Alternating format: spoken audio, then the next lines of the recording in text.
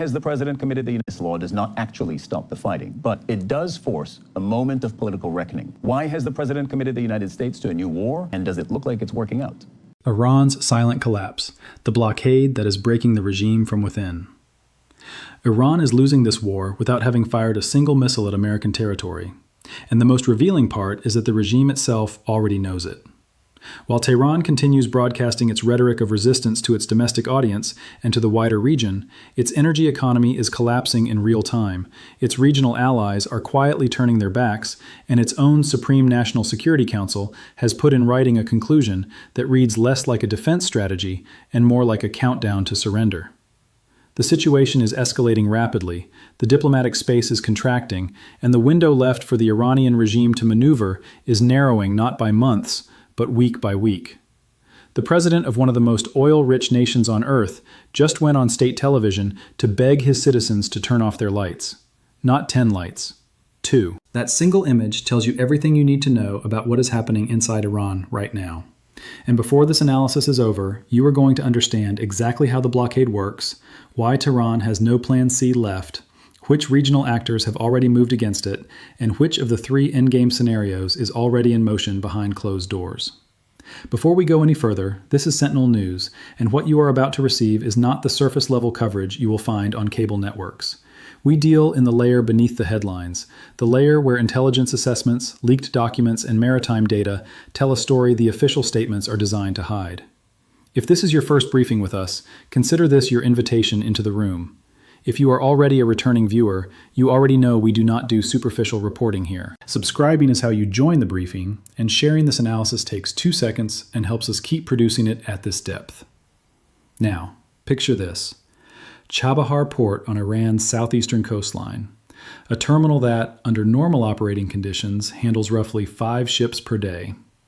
Today, satellite imagery shows more than 20 tankers sitting motionless at anchor, loaded with crude oil that has nowhere to go, no buyer willing to receive it, and no insurer willing to underwrite its passage. A few hundred kilometers to the west, in the Gulf of Oman, United States Marines from the 3rd Expeditionary Corps are rappelling from helicopters onto a Comoros-flagged freighter called the MBTA Star 3. The ship is boarded, inspected from bow to stern, and eventually released. But the message it sends requires no translation. And in an emergency session room in Tehran, the Supreme National Security Council is drafting a document that will be leaked within hours. A document dated April 30th, 2026, that reads less like a strategy paper and more like an internal autopsy. That leak is where this story truly begins, because what the Council wrote on that page changes the entire frame of this crisis. The Supreme National Security Council convened under emergency conditions, presided over by Mohammad Bagher Zolkadar, and reached 3 conclusions that were never meant to leave that room. First, popular protest could resume within days as a direct consequence of compounding economic pressure. Second, the regime can withstand the current blockade for a maximum of 6 to 8 weeks before structural failure becomes unavoidable. Third, by the end of spring, nearly 2 million jobs in the private sector could be lost. Security officials summarized everything in a single sentence that has since been quoted across multiple Persian-language opposition outlets. Social unrest is inevitable. Only the date it erupts remains uncertain. Understand carefully what you are looking at. This is not a CIA assessment. This is not a Western think tank projection. This is not an opposition pamphlet. This is the regime's own security apparatus, the institutional body whose entire reason for existence is to protect the survival of the Islamic Republic, writing down in its own words that the streets can be lost in weeks. When the system that exists to defend the government concludes in writing that the government may not survive the season, that is no longer a crisis. That is the documented beginning of a collapse, recorded by the very people whose job is to prevent it. Now let us go back to the mechanism producing that collapse, because it operates with a precision that is worth understanding in full operational detail. The naval blockade the United States is maintaining across the Strait of Hormuz and the approaches to the Gulf of Oman is not a symbolic maneuver. It is not a flag-showing exercise. It is an economic tourniquet applied directly to Iran's main revenue artery, and the results are already catastrophic by every available metric. According to Kepler maritime analysis data, Iran's daily oil exports collapsed from approximately 1.85 million barrels to just 567,000 barrels in the 2 weeks following the start of the blockade. That is a 70% reduction in export volume, a financial hemorrhage of approximately $1 billion per month. These are not theoretical projections drafted in a conference room. Tehran is losing that money right now, in real time, while you are watching this analysis. The logistical consequences compound that bleeding in ways that are even more dangerous than the headline numbers suggest. Iran has between 12 and 22 days of available storage capacity remaining before its facilities become completely saturated. Once that threshold is crossed, the regime will be forced to cut production by at least an additional 1.5 million barrels per day, simply because there will be no physical space left to put the oil. And here's where something critical must be underlined for any viewer who has not previously encountered this concept. This is not just a temporary revenue loss. In petroleum engineering, there is a phenomenon called irreversible production loss, and that is precisely what is unfolding inside Iran's oil fields right now. Wells that are forcibly shut down under emergency pressure conditions, particularly mature wells operating in older reservoirs like those in Khuzestan, do not always recover their previous output once they are restarted. Reservoir pressure drops, water encroachment accelerates, and damaged formations require expensive remediation that Iran cannot currently afford. Independent industry estimates point to a permanent loss of between 300,000 and 500,000 barrels per day, even if the blockade were lifted tomorrow morning. Iran is not only losing today's revenues, it is mortgaging its energy infrastructure for the next several decades. The damage being done in 2026 will still be visible on production charts in 2040. At Chabahar, the only significant export terminal Iran possessed outside the Strait of Hormuz, its carefully constructed Plan B, built over more than a decade of investment, the situation has become operationally untenable. More than 20 tankers stranded at anchor, no exit route, no buyer willing to risk the legal and physical consequences of receiving the cargo. And crucially, Iran has no Plan C. There is no third escape route. There is no backup pipeline running north through the Caucasus. There is no alternative corridor through Pakistan. There is no overland artery through Central Asia at the volumes required. There is no maritime workaround that the United States Navy is not already watching with continuous satellite coverage and aerial patrols. Now, here is what transforms this blockade from a pressure tactic into a full strategic earthquake. It is not just what the United States is doing in the water. It is the chain of regional decisions that are accelerating the damage simultaneously. Decisions made not in Washington, but in the capitals of the Gulf, in New Delhi, and in Brussels. The most impactful move came from the United Arab Emirates. Abu Dhabi has announced its formal exit from OPEC, a decision that in this specific context carries enormous consequences far beyond the cartel itself. The reason is the Habshan-Fujairah pipeline, a 380-kilometer line that carries Emirati crude directly to the Gulf of Oman without touching the Strait of Hormuz at any point in its route. Since the escalation began, exports through Fujairah have surged 57%, reaching nearly 1.9 million barrels per day. By leaving OPEC and shedding the production quotas that previously constrained it, the UAE can now inject up to an additional 1 million barrels per day into global markets. This single move dismantles the entire foundation of Iran's strategic argument. For decades, Tehran built its leverage around one central premise that was repeated in every speech, every threat, every negotiating posture. Pressure us, and we close Hormuz, and the world stops. But the world is not stopping.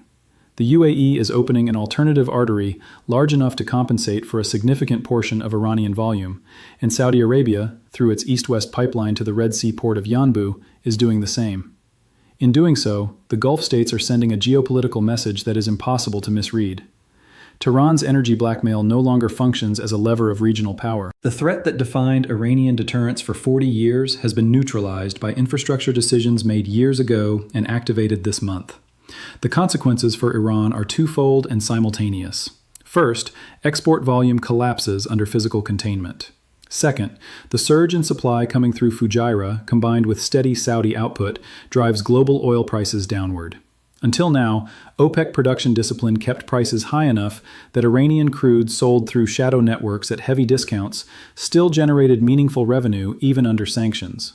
With prices falling, that already thin margin disappears entirely. Iran is suffering a defeat in volume and a defeat in price per barrel at the same time. It is a loss on both fronts at once, the financial equivalent of being squeezed simultaneously from above and below. India's reaction confirms how completely the regional calculus has shifted. New Delhi had spent years developing the Chabahar Port infrastructure as its strategic gateway into the north-south international transport corridor, the China and Russia-backed alternative to Western trade routes that was meant to give India access to Central Asia and Europe while bypassing Pakistan. India had quietly secured American sanctions waivers for Chabahar specifically because of its strategic importance. That waiver is now meaningless in operational terms. India has just frozen its entire investment in the Chabahar project and signed a new framework agreement with the Fujairah Shipping Authority instead. One of Iran's most important strategic partners in Asia is literally jumping ship, because doing business with Tehran has become a calculated risk that no major economy is willing to absorb anymore. This is not just a commercial loss for Iran, it is an accelerated erosion of Iranian geopolitical weight at a speed that has no precedent in recent decades. 40 years of patient corridor building, undone in a matter of weeks. The external signals match what the internal documents are already saying. President Pezeshkian appearing on state television to ask citizens to switch on 2 lights instead of 10. Government offices running on half-day schedules to conserve electricity. Heating cut intermittently in the Tehran metro during peak commuting hours. Street lighting halved in Isfahan and Tabriz. The rial sitting at roughly 1.8 million per dollar on the open market, a currency in free fall. Annual inflation above 40% and accelerating. Lines growing for bread, meat, and milk in cities that 20 years ago projected themselves as middle-income centers. Imported medicine prices up nearly 60%, with shortages of insulin and chemotherapy drugs already reported by Iranian medical associations. The president of a country sitting on some of the largest proven oil reserves on the planet is asking his people to turn off the lights. There is no more eloquent image of systemic failure in modern geopolitical history.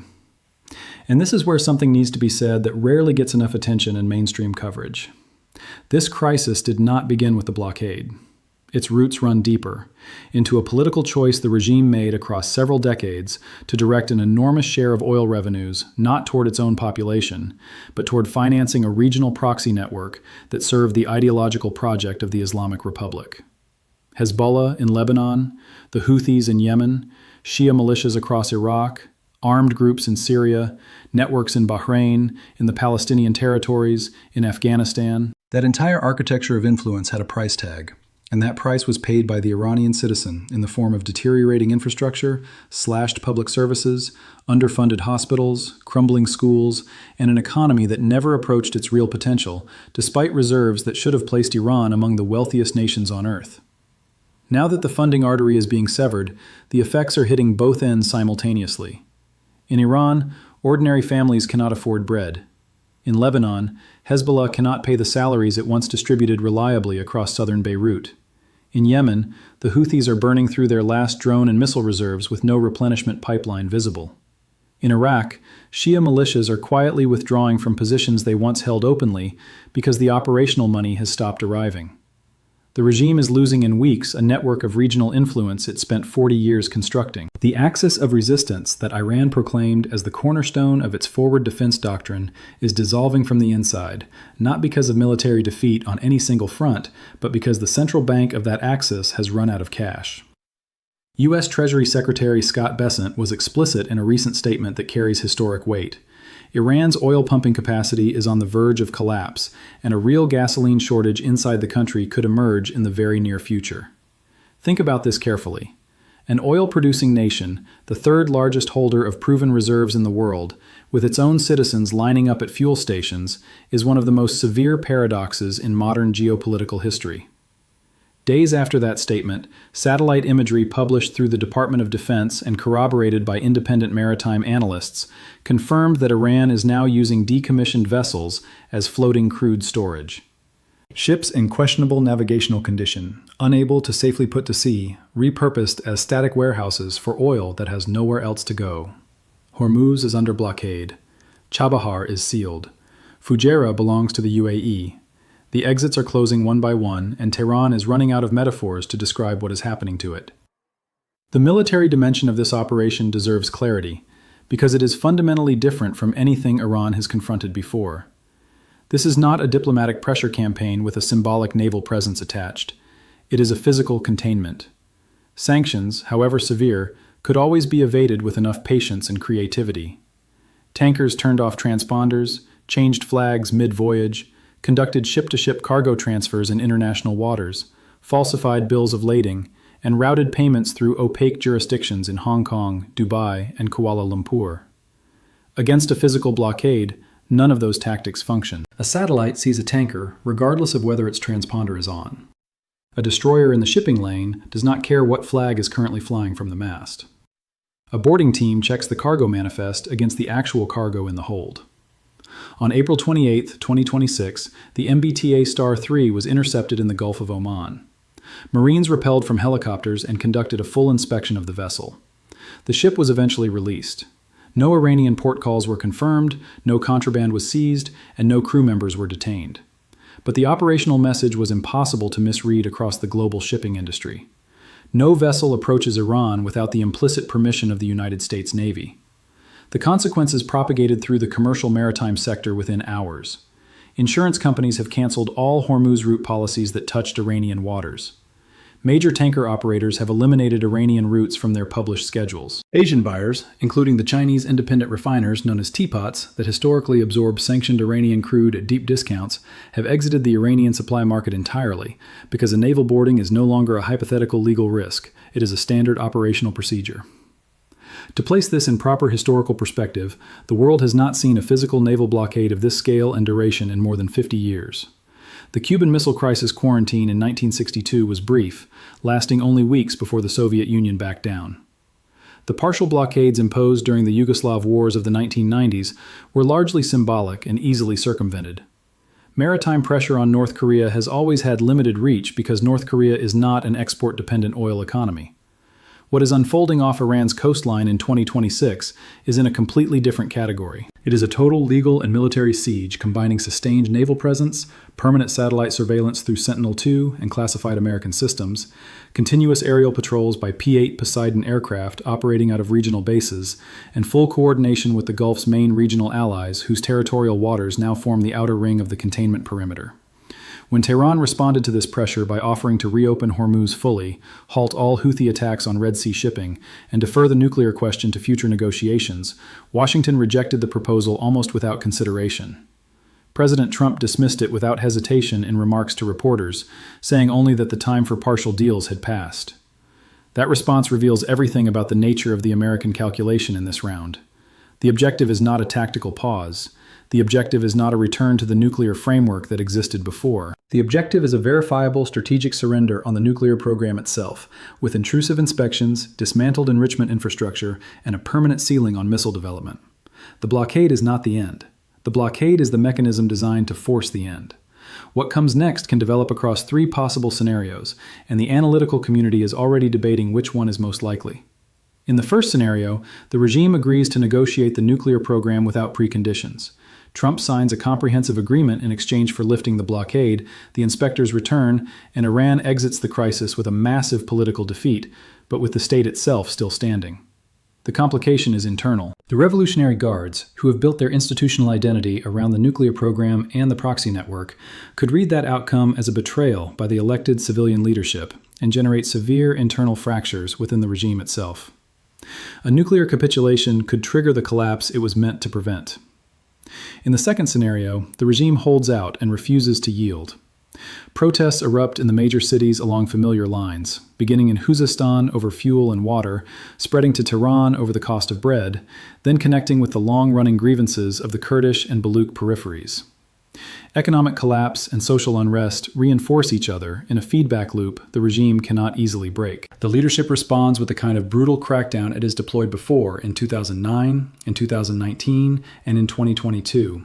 But this time the repression carries an international political cost that compounds an isolation already approaching totality, and the security forces themselves may begin to fracture as conscripts and lower-ranking officers face orders to fire on their own communities.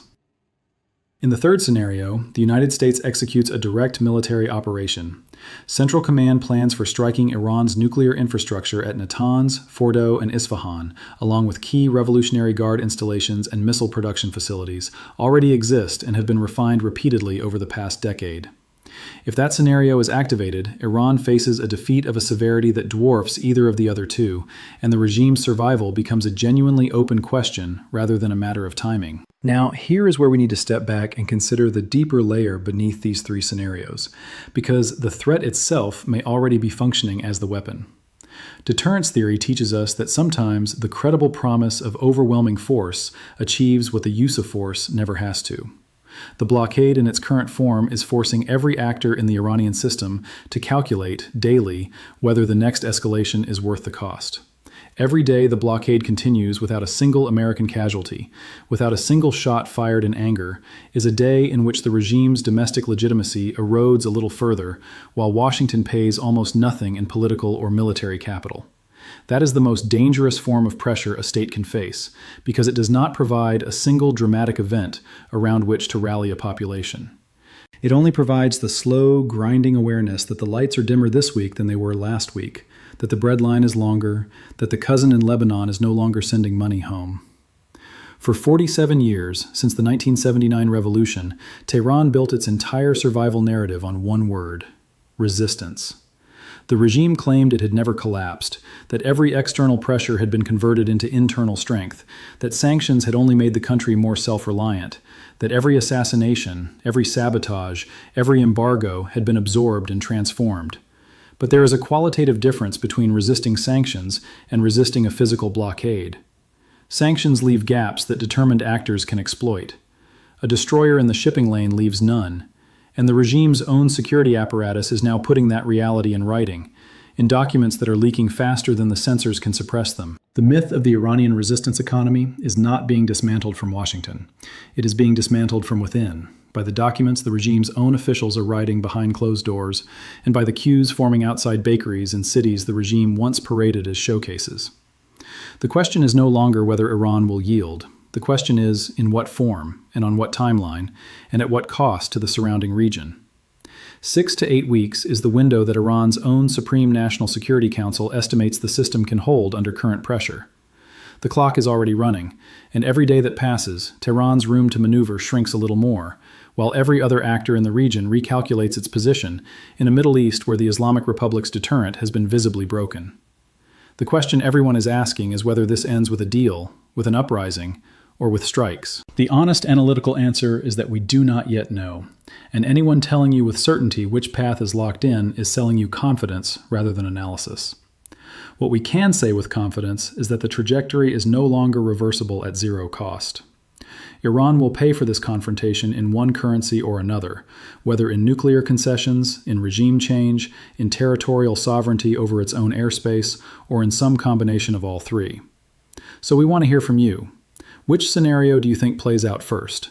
A negotiated nuclear deal under maximum pressure, a popular uprising that the security forces cannot contain, or a direct American military strike on the nuclear infrastructure?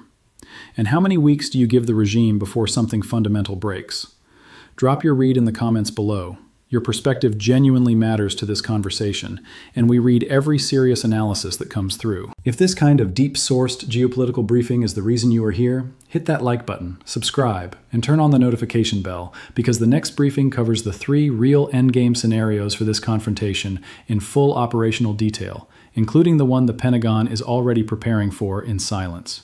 Sharing this analysis takes 2 seconds, and it helps us keep bringing you this level of depth. We will see you in the next briefing.